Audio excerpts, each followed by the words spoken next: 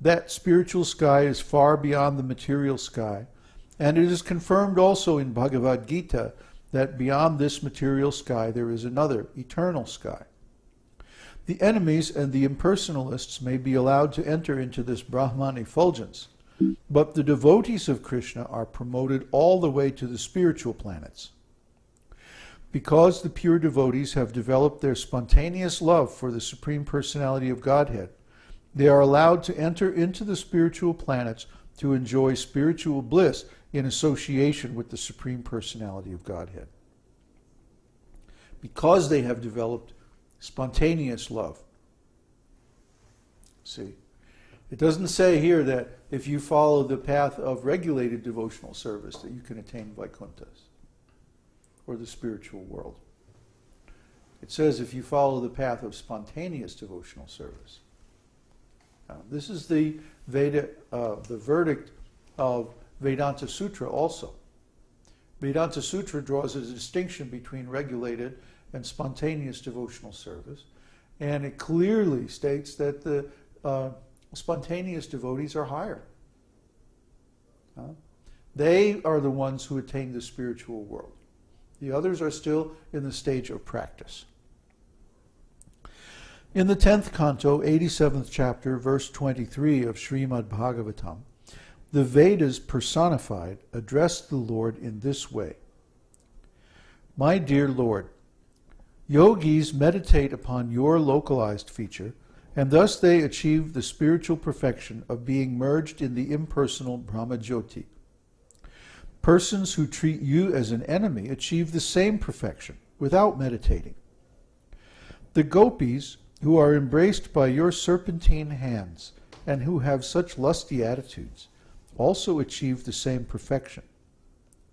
And as far as we are concerned, being different demigods in charge of different parts of the Vedic knowledge, we are always following in the footsteps of the gopis.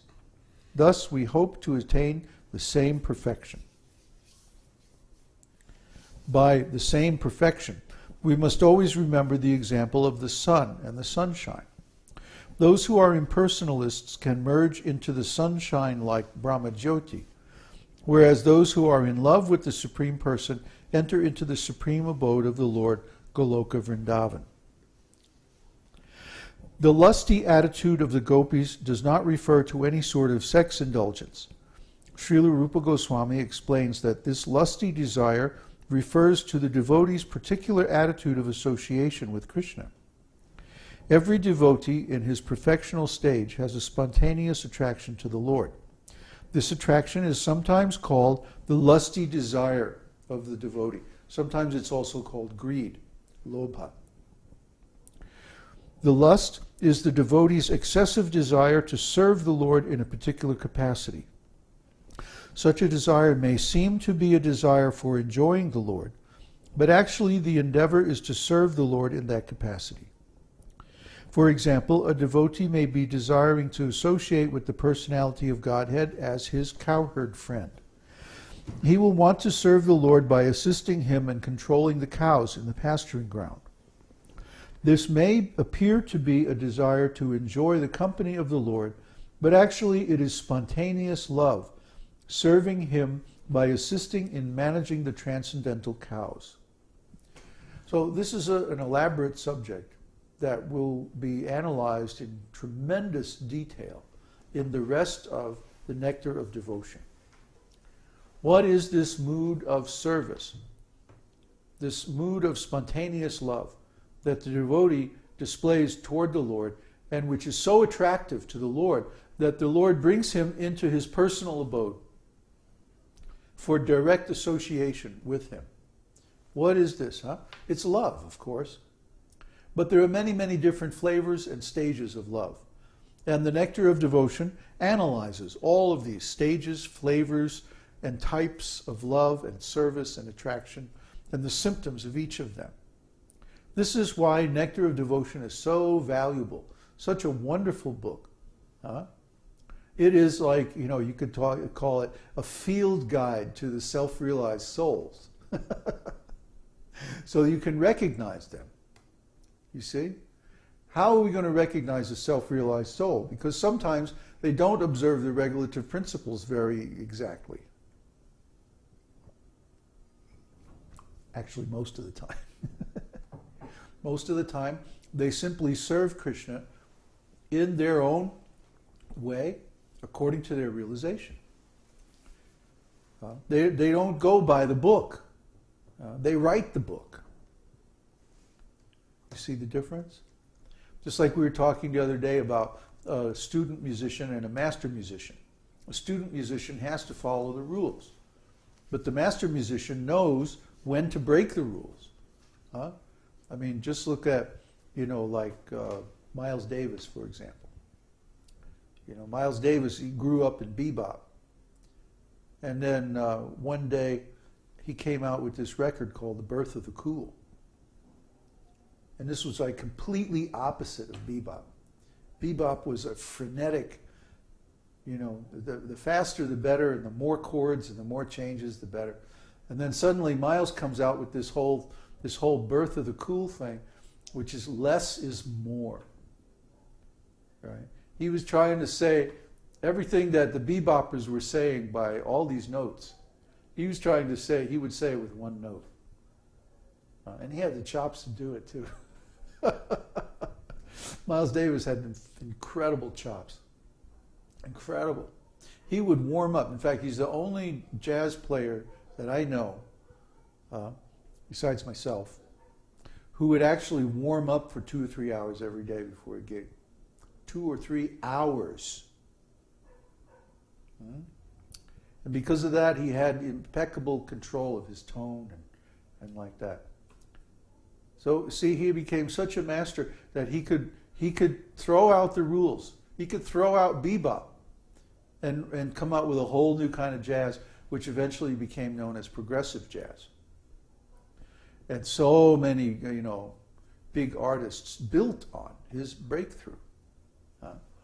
And then later on, again in the 90s, he changed again.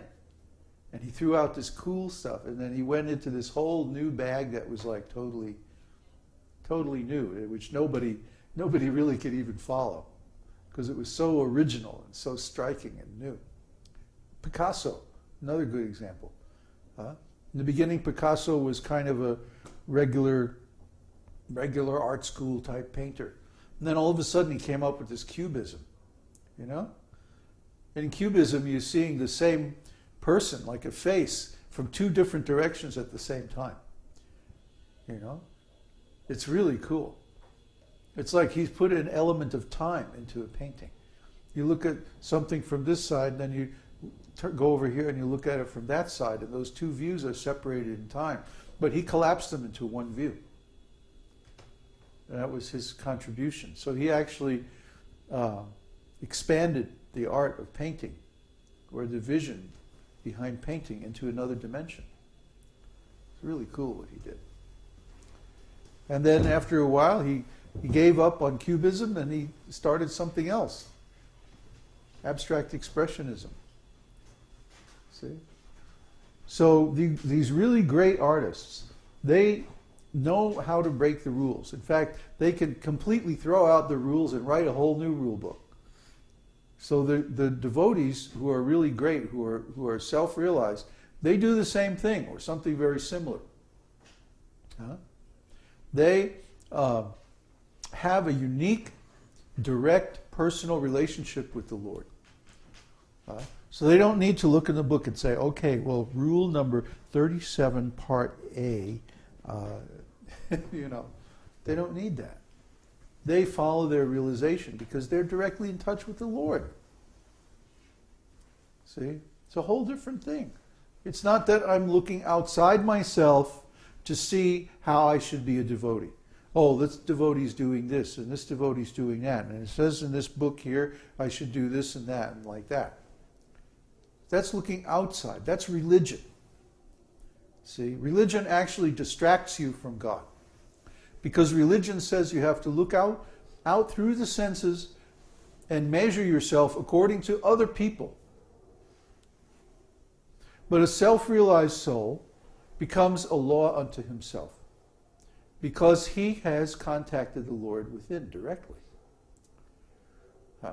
So it's not that he's the law, but his service to the Lord is driving him to act in a certain way. So he's not subject to all these external rules and regulations. So he has transcended them. He has reached a level of master. He creates rules and regulations. You know, you can go through the Śrīmad-Bhāgavatam or through Bhagavad-gītā, and you can find so many religious principles. I mean, honestly, you could start 50 different religions from the different religious principles expressed in those books. And they would all be valid religions. But what we're doing here is not religion. What we're doing here transcends religion, because it's a direct relationship with God himself, person to person. And Nectar of Devotion is the description